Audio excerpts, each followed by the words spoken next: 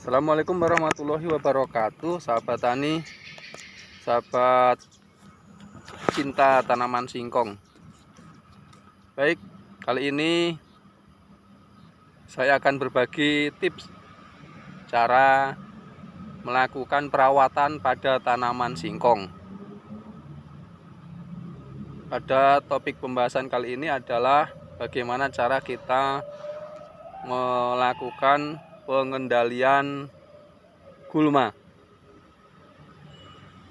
Jadi sahabat tani, di sini kita lihat saya sedang berada di ladang kami yang tanaman singkong ini sudah berumur 25 hari setelah tanam. Ya, ini sahabat tani, di sini jarak tanam yang kami gunakan adalah 90 kali 80 cm. Saat ini sudah berumur 25 hari setelah tanam, dan di sini sudah terlihat ada gulma. Ya, sudah terlihat ada gulma. Di sini dapat kita lihat, ini ada yang dari gulma berdaun lebar, ada juga yang berdaun sempit. Sahabat tani, pada kesempatan kali ini kami akan melakukan pengendalian gulma, yaitu dengan menggunakan penyemprotan herbisida. Karena kalau kita gunakan dengan cara manual di koret itu akan memerlukan banyak waktu. Ya, kita akan mengeluarkan banyak biaya dan memerlukan waktu yang cukup lama. Tetapi dengan kita gunakan penyemprotan menggunakan herbisida itu kita akan lebih praktis. Biaya yang kita keluarkan itu lebih ringan dan waktu yang diperlukan itu akan lebih singkat. Jadi sahabat tani, di awal penanaman itu saya jelaskan bahwa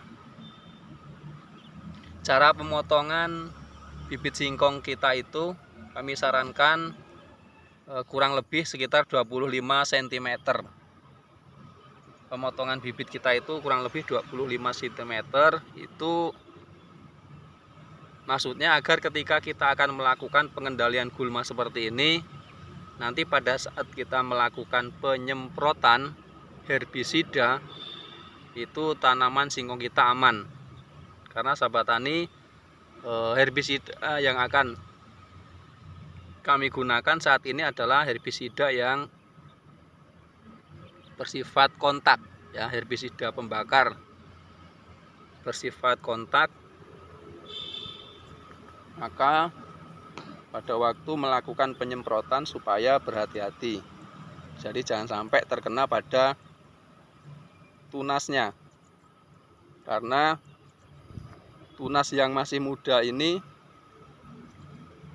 masih belum tahan untuk terkena herbisida yang bersifat kontak ataupun membakar. Jadi pada waktu pengaplikasian, pada saat kita melakukan penyemprotan nanti supaya berhati-hati.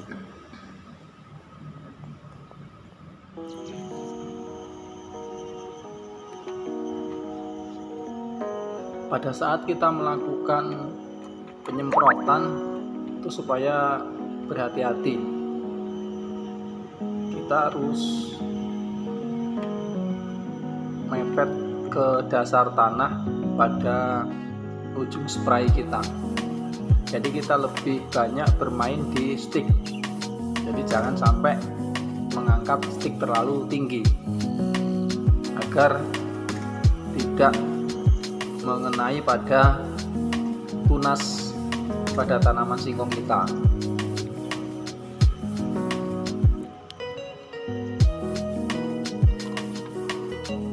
Dan kita lakukan pada waktu tidak banyak angin yang bertiup.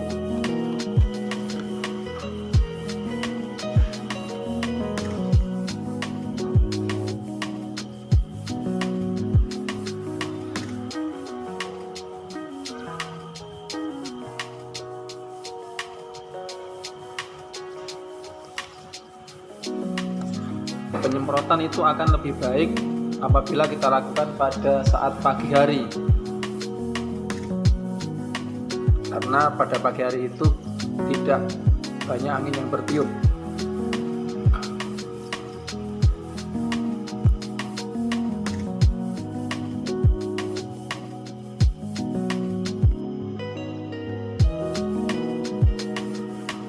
Supaya kita dengan pada waktu melakukan penyemprotan, kita lakukan dengan hati-hati, jangan terlalu tinggi karena ini adalah racun rumput kontak yang sifatnya adalah pembakar.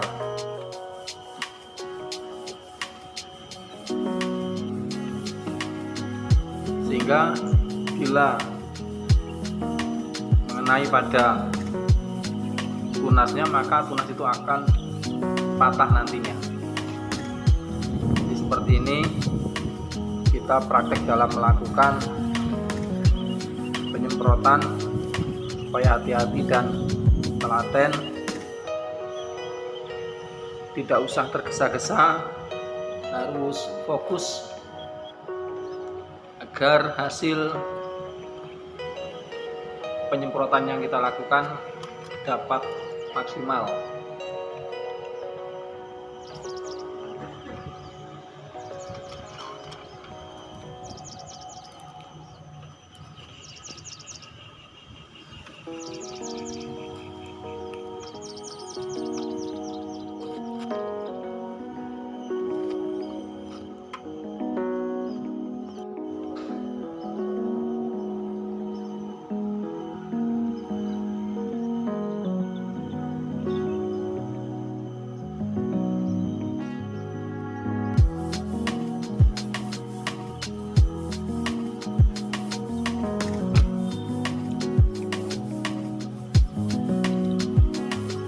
Jadi sahabat tani, kita tidak perlu khawatir meskipun tanaman kita masih berumur 25 hari namun sudah ada gulma ataupun sudah terlihat gulma yang seperti ini. Kita tidak perlu khawatir karena kita bisa menanggulangi dengan cara kita lakukan penyemprotan seperti ini. Kita lakukan penyemprotan dengan herbisida kontak ataupun pembakar, maka semuanya akan dapat teratasi.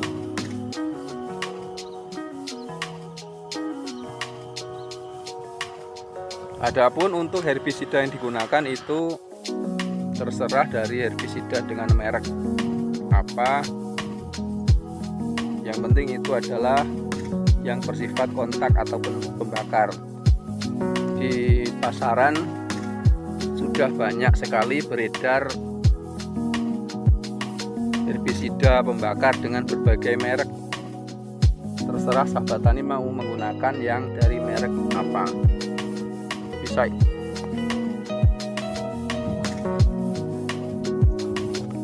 Bisa yang dari Gramason, Noxon, ataupun Genus, ataupun yang merek apapun yang ada di wilayah teman-teman sekalian. Pada kali ini saya akan menggunakan herbisida jenis Gramason ya, yang akan kami gunakan jenis Gramason. Ini hanya kebetulan saja ya, saat ini yang ada adalah Gramason, namun ini tidak terfokus pada satu merek saja, teman-teman bisa menggunakan dari merek yang lainnya. Adapun dosis yang akan kami gunakan adalah dalam setiap satu tangki itu kami menggunakan dosis 150 cc. Kita gunakan 150 cc untuk satu tangki. Kemudian kita aduk secara merata.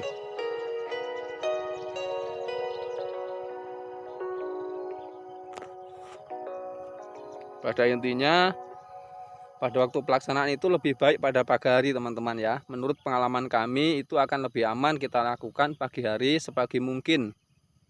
Karena pada waktu pagi itu angin tidak terlalu kencang. Kalau sudah menjelang siang itu anginnya akan kencang, maka supaya kita lebih baik istirahat saja, kita hentikan kegiatan kita lanjutkan pada besok hari. Pada besok kita mulai dari pagi lagi agar bisa aman. Kalau banyak angin, nanti dikhawatirkan itu akan terkena cipratan, akan ke atas mengenai pada tunasnya. Ya baik teman-teman, demikian yang informasi yang dapat saya sampaikan. Semoga bermanfaat. Silahkan mencoba. Assalamualaikum warahmatullahi wabarakatuh.